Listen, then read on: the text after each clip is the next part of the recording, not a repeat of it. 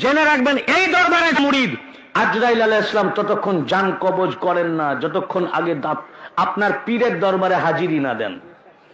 ইন্তেকালের পূর্বে আগে 4 নম্বর দরবার পাক 1.5 তলায় আজরাইল আলাইহিস সালাম হাজিরি হন, দফতর নিয়ে হাজির হন। ইয়া হুজুর পাক, বড় হুজুর পাক, আপনার অমুক মুরিদ অমুক দেশের অমুক গ্রামের এই নাম, তার এখন ইন্তেকালের সময় হয়ে গেছে, উনি আপনার মুরিদ আছেন, আপনি ইজাজত দেন।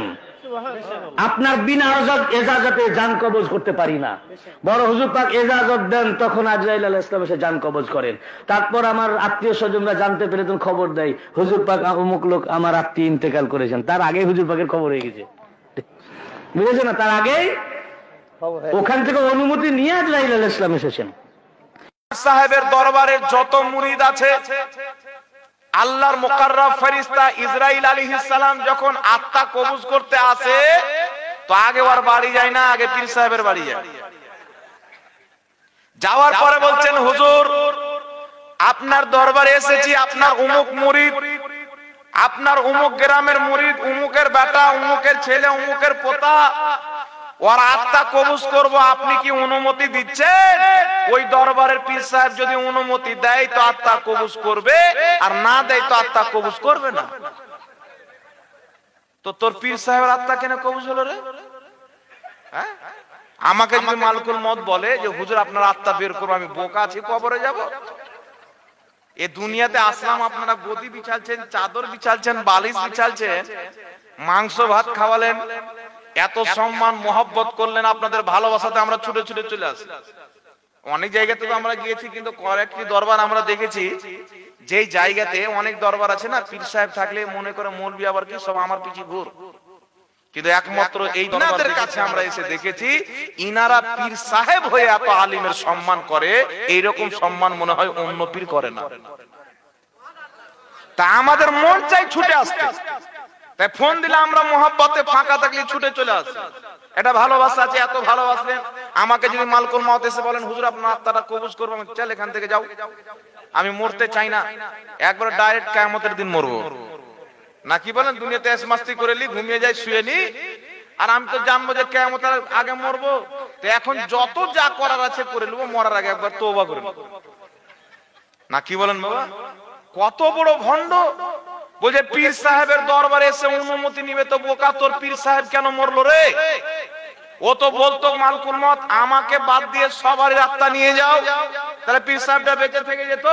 পাগলা কুকুর কামড়াইছে নাকি? আবু বকর সিদ্দিকের আত্মা কবজ হচ্ছে নবী পাক সাল্লাল্লাহু আলাইহি সাল্লামের জামানার পরে হয়েছে।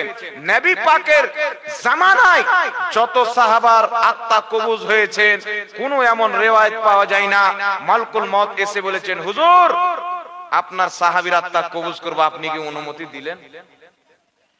আমার নবীকে জিজ্ঞাসা করছেন না, যারা নবীর হাতে মুরিদ হয়েছেন সাহাবা, আরে পৃথিবীর কিয়ামত পর্যন্ত মুরিদ একদিকে, মুস্তাফার মুরিদ সাহাবায়ে কেরামের কদম একদিকে, ওখানে অনুমতি নেই না। আর তোমার বাপের দরবারে অনুমতি নিয়ে আসবে, তুমি কবরে গিয়ে দেখো আল্লাহ ফেরেশতা দাঁড় করিয়ে রেখেছে, এমন মুক্কা দিবে এই দিককার দাঁত এই দিক দিয়ে বেরিয়ে যাবে। এত শয়তান বেরিয়েছে বাবা, জাহিল মূর্খ, মানুষের ঈমানকে ধ্বংস করে দিচ্ছেন। বলেন আমরা কি পীর মানি না?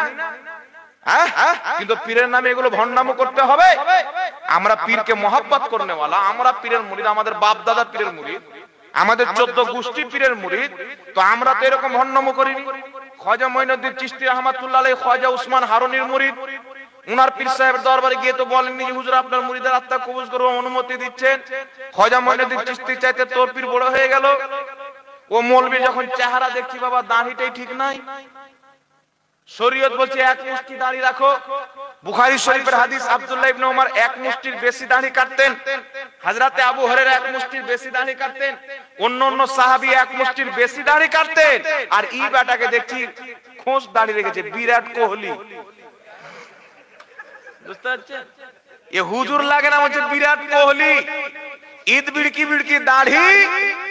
একজন ব্যক্তি এক মুষ্টির যদি বেশি দাড়ি কাটে ও হলো ফাসিক, ওকে ইমাম বানানো হারাম, ওর পিছে নামাজ পড়া হারাম, ওর বক্তব্য শোনা হারাম। ও মৌলবি নয়, ও হচ্ছে ফাসিক। ফাসিকের তাওহীন করা ওয়াজিব, তাকে অপমান করা ওয়াজিব। আর এই ফাসিকের যারা বক্তব্য শুনে বিশ্বাস করবে, ঈমান বাঁচবে। এই জোরে বলেন, ঈমান বাঁচবে। তাই সারা বছর নামাজের খবর নাই, রোজার খবর নাই, মুহররমুল হারামের যখন মাস চলে আসলো মুখ চোখ থেবড়ে নিল আর মনে করলাম হুসেনের সাথে জান্নাতে চলে গেলাম। ইমামে হুসেন রাদিয়াল্লাহু তাআলা আনহু কারবালার ময়দানে চতুর সাইডে দুশমন, চতুর সাইডে ইয়াজিদি তীরের নিশানা বানিয়ে আছে। ইমামে হুসেন বলছেন, শোনো, জীবন যাবে যাবে, খোদার সাজদা করা বাদ যাবে না। ইমামে হুসেন সাজদাতে পড়েছেন। সাজদাতে পড়ার পর সিমর নামক একজন ইয়াজিদি এসে তিনার গর্দানকে যে আলাদা করেছে ইমামে হুসেনের সাজদা থেকে। আর শরীয়ত বলছে যেই ব্যক্তি যেই অবস্থায় মারা যাবে কিয়ামতের ময়দানে তাকে সেই অবস্থায় উঠানো হবে। তো বুঝা গেল শরীয়তের দৃষ্টিকোণ থেকে হুসেন ইবনে আলী আজ পর্যন্ত সাজদাতে পড়ে আছে। তো যারা আল্লাহকে সাজদা করবে তারা হুসেইনি হবে, মাতাম করনে वाला হুসাইনি হতে পারে না, ইয়াজিদের দল হতে পারে। তারিখের কিতাব পড়েন, হুসাইনি মাতাম করেনি। ইমামে হুসেন 10 মুহররমে শহীদ হয়েছেন। তিনার ছেলে জাইনুল আবেদিন জেলে বন্দী কান্না করতেছেন, তিনার মেয়ে কান্না করতেছেন, তিনার ভাতিজা কান্না করতেছেন, তিনার মেয়ে কান্না করতেছেন, তিনার ফ্যামিলির লোক মহিলারা কান্না করতেছেন। তারা চোখ দিকে অঝর নয়নে পানি বের করছেন। আর ইয়াজিদরা মাতাম করছে, লাঠি খেলছে, ঢোল বাজাচ্ছে, আরো কত রকমের নকশা করছে, ডান্স করছে।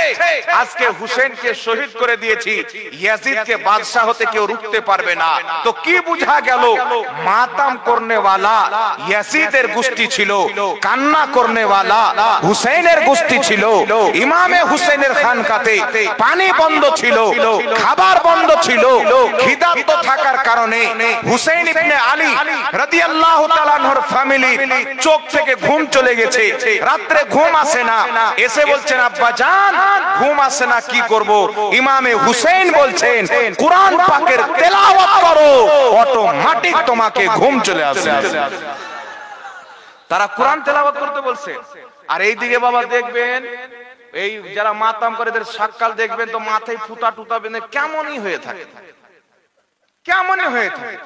এটা ইমামে হুসেনের আদর্শ। এই মাতাম আসলো কোথায় থেকে? ইয়াজিদ থেকে। ইয়াজিদ থেকে যখন ইমামে হুসেনকে ইয়াজিদ শহীদ করে দিল, ইয়াজিদের দলের কিছু লোক বুঝতে পারলো যে এটা তো ইয়াজিদ ভুল করলো। তখন তারা মাতাম করতে লাগলো যে আমরা ইয়াজিদের দলে কি করে থাকলাম, হুসেনকে মেরে দিল। তখন তারা মাতাম করেছিল। আর ওদের নাসল থেকে আসছে শিয়া, শিয়া মতবাদ। আচ্ছা বলেন তো বাবা, যদি মাতাম করা, কিছু লোক আবার বলছেন নামাজের চাইতে বড় ফরজ। আরে বাপ রে বাপ, নামাজকে আল্লাহ কুরআন পাকে ফরজ করেছেন, আর এই বেটা পীর সাহেবের বাড়িতে ফরজ করে বলছেন নামাজ চাইতে বড় ফরজ। মানে কুরআন চাইতে ওর আব্বার পীর সাহেবের দরবার বেশি ভালো, বড় হয়ে গেল নাকি? তো এগুলো ভণ্ডামো ছাড়তে হবে বাবা। ইমামে হুসেন সাজদাতে গর্দান দিয়েছেন, আমাদেরকে খোদার সাজদা ছাড়তে হবে, নামাজ ছাড়তে হবে না, কুরআন পাকের তেলাওয়াত বাদ দিতে হবে না, হারাম করতে হবে না, হালাল পথে চলতে হবে। একজন প্রকৃত হুসেইনি ওই ব্যক্তি যে নিজের জীবনে নামাজ ছাড়ে না। একজন প্রকৃত হুসেইনি ওই ব্যক্তি যেই ব্যক্তি ইমামে হুসেনকে স্মরণ করে মুহররমুল হারামের মাসে দিনের জন্য কোন সওয়াবের কাজ করবে, নেকির কাজ করবে, ওই ব্যক্তি হুসেনের সাথে জান্নাতে যাবে। ইমামে হুসেনকে আল্লাহ জান্নাতি যুবকদের সরদার বানিয়েছেন। আমাদের ভারতের মাটিতে একটা বাদশা ছিল বাবা, তৈমুর ল্যাং। ল্যাং মানে হচ্ছে ন্যাংরা, লোকটা ন্যাংরা ছিল, বাদশা। ইরান থেকে এসেছিল, ইরান হচ্ছে শিয়াদের দেশ। সেখান থেকে যখন আসলো, আসার পরে সে ঢোল খেলা চালু করলো, মাতাম করা চালু করলো, লোকড়ি খেলা চালু করলো, বিভিন্ন রকমের খোরাফাত চালু করলো। আর ইমামে হুসেনের নামে চালু করলো। আর সুন্নিরা তো হুসেনের দিওয়ানা। কিছু কিছু সুন্নি ওয়াবুজ না বুঝে তাদের ক্যারেক্টারকে, চরিত্রকে নিজের চরিত্র বানিয়ে নিল, তাদের রঙে রঙে গেল। কিন্তু এটা ইয়াজিদি রং বাবা, এটা হুসেইনি রং নয়। আপনি দেখান কোন তারিখের কিতাবে দেখাবেন, কিয়ামত পর্যন্ত আমি চ্যালেঞ্জ করতে চাই, একটা কোন কিতাবের মধ্যে দেখান, রেফারেন্স দেখান ইমামে হুসেন কোনদিন ঢোল বাজিয়েছেন, ইমামে হুসেনের ফ্যামিলি ঢোল বাজিয়েছেন। আরে যখন ইমামে হুসেন শহীদ হন, আমার নবী মুস্তাফা নিজের স্ত্রীর কাছে যাচ্ছেন, নবী মুস্তাফার শরীরে ধুলাবালু লেগে আছে, চোখ দিয়ে পানি পড়ছে, জিজ্ঞাসা করছেন হুজুর কোথায় থেকে আসলেন? নবী পাক বলছেন কারবালার ময়দানে জালিম ইয়াজিদেরা আমার ছেলে হুসেনকে শহীদ করেছে, আমি সেখান থেকে চলে আসতেছি। এই পৃথিবীর মুসলমান, আমার নবী মুস্তাফা কান্না করেছেন, মা ফাতেমা নিজের কবরে কত কান্না করেছেন, শেরে খোদা কত কান্না করেছেন। আর যেই দিনে ইমামে হুসেনের শাহাদাতের দুঃখে ইমানদাররা কান্না করছেন, মুহাম্মদ রাসূলুল্লাহ চোখের পানি ফেলছেন, ওই দিনে মাতাম করে মুখ থাপড়ে রক্ত বের করে নিজেকে হুসেইনি বানানো যায় না। যারা হুসেইনের চরিত্রকে মেনে চলবে, তিনার আদর্শকে মেনে চলবে, তারাই হচ্ছে হুসেইনি। বল সুবহানাল্লাহ। আচ্ছা বলেন তো বাবা, আপনি আর আমি ভোটে দাঁড়ালাম, আপনি আমি ভোটে দাঁড়ালাম, দুইজন ব্যক্তি ভোটে দাঁড়ালাম, আমি হেরে গেলাম, আপনি জিতে গেলেন, ঢোল কে বাজাবে? বাজাহে যেটা জিত মনে হয়, তো ঢোল তো আপনি বাজাবেন, যে জিত তো খুশিও করবে না। তো ইয়াজিদ আর হুসেনের লড়াই চললো, ইমামে হুসেন শহীদ হয়ে গেলেন, যদিও জিত কিয়ামত পর্যন্ত ইমামে হুসেনের হয়েছে নাকি? তো ইয়াজিদ তো খুশি ছিল, সে নিজের উদ্দেশ্যে নিজের মাকসাদে কামিয়াব হলো, ইমামে হুসেনকে শহীদ করে দিল। কিন্তু জিত আল্লাহর দরবারে হুসেনের হয়েছে, শয়তানের দরবারে ইয়াজিদের হয়েছে। আর শয়তানের জিত জিতলে ঢোল বাজানো হয়। আজকে দুটো ছেলে পাগড়ি পেল, পড়াশোনা করে আজকে তারা জয়লাভ করলো, নাকি বলেন? তো তাদের বাপ মাকে ঢোল বাজিয়েছেন, এটা আল্লাহর দেওয়া জিত, তার জন্য ঢোল চলে না। কিন্তু দেখবেন কিছু ছেলে পেলে ক্রিকেট খেলতে গিয়ে যদি ফার্স্ট প্রাইজ পেয়ে যায়, তো গোটা গ্রামে হাফ প্যান্ট পরে কুদতে বাড়াবে, কারণ এটা শয়তানি। তো ইয়াজিদ শয়তানি জিত জিতেছিল, ঢোল বাজিয়েছিল, লাঠি খেলেছিল, মাতাম করেছিল, কত কি করেছিল, কিন্তু ইমামে হুসেনের ফ্যামিলির সমস্ত ব্যক্তির চোখে পানি ছিল, মুসাল্লাতে সাজদায় পড়ে কান্না করেছিল, সবর করেছিলেন। আর আজ দেখেন দুনিয়াতে হুসেনের গোলাম পাওয়া যায়, ইয়াজিদের গোলাম পাওয়া যায় না।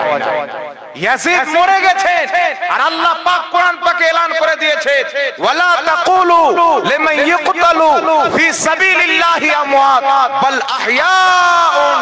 আল্লাহ বলছেন শুনো, যারা আমার রাস্তাতে শহীদ হয়ে যায় তাদেরকে মুর্দা বলিও না, বাল আহইয়াউন, তারা হচ্ছে জিন্দা। জোরে বল সুবহানাল্লাহ।